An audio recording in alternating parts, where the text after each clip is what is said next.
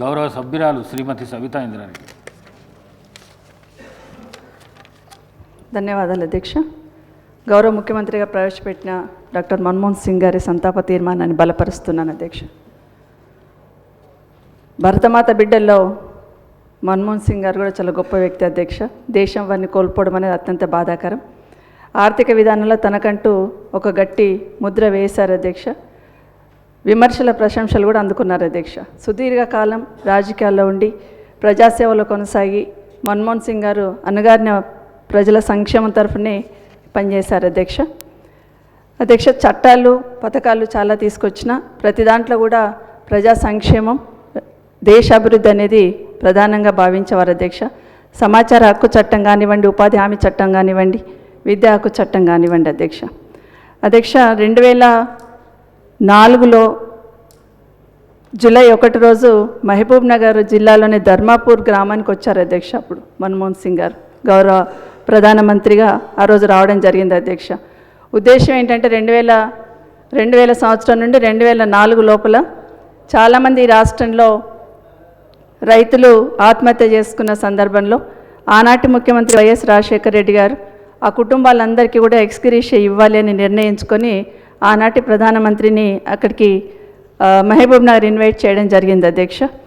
ఆ కార్యక్రమానికి ఇన్ఛార్జ్ మంత్రిగా నేను ఆ రోజు వెళ్ళిన సందర్భంలో ఆ వేదిక మీద గౌరవ ముఖ్యమంత్రి ఆనాటి ముఖ్యమంత్రి రాజశేఖర రెడ్డి గారు కానీ ఆనాటి కేంద్ర మంత్రిగా కేసీఆర్ గారు కూడా ఆ మీటింగ్లో ఉండడం జరిగింది అధ్యక్ష. ఆ కుటుంబాలను ఒకరొక్కరిని మాట్లాడిస్తున్న సందర్భంలో వాళ్ళ దగ్గరికి వెళ్ళి వాళ్ళ కుటుంబ బాగోగులు కనుక్కుంటున్న సందర్భంలో నిజంగానే ఆ పేదవాళ్ళ కష్టాలు విని వాళ్ళ బాధను వింటున్న సందర్భంలో ఆయన కళ్ళు చెమర్చాయి అధ్యక్ష. నిజంగా ఆ రోజు అనుకున్నాను, గొప్ప మానవతావాది, ఎంత పెద్ద ఎత్తుకి ఎదిగినా కూడా ఆ మానవత్వం అనేది చూపిస్తుంది అనేది ఆ రోజు వారిని చూడగానే నాకు అనిపించింది అధ్యక్ష. రెండవసారి అధ్యక్ష, ఉపాధి హామీ పథకాన్ని మొదలుపెట్టడానికి మన ఆలూరులో చేవెళ్ళ కాన్స్టిట్యున్సీలో ఆలూరులో 2004 అధ్యక్ష నవంబర్ 14న అక్కడికి రావడం జరిగింది అధ్యక్ష.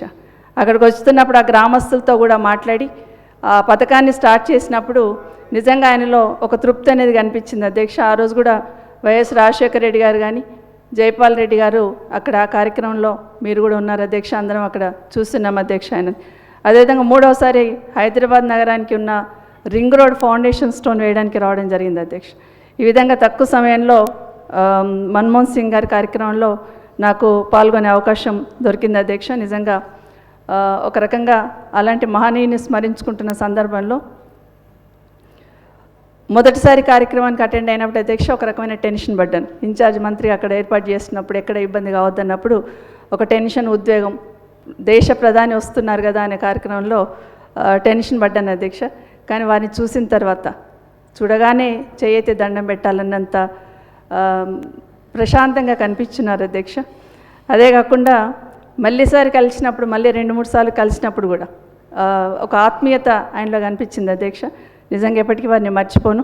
ఎందుకంటే ఆయనతో పాల్గొన్న కార్యక్రమాలు నా జీవితంలో మరపురాని జ్ఞాపకాలుగానే ఉంటాయని ఒకసారి మీకు గుర్తు చేస్తున్నాను అధ్యక్ష. అదే కాకుండా గౌరవ ముఖ్యమంత్రిగా ప్రతిపాదించిన భారతరత్న ఇవ్వాలన్న ప్రతిపాదనతో మేము బలపరుస్తున్నాం అధ్యక్ష. అదే విగ్రహం కూడా పెట్టాలని వారి ఆలోచనను తప్పకుండా బలపరుస్తున్నాం.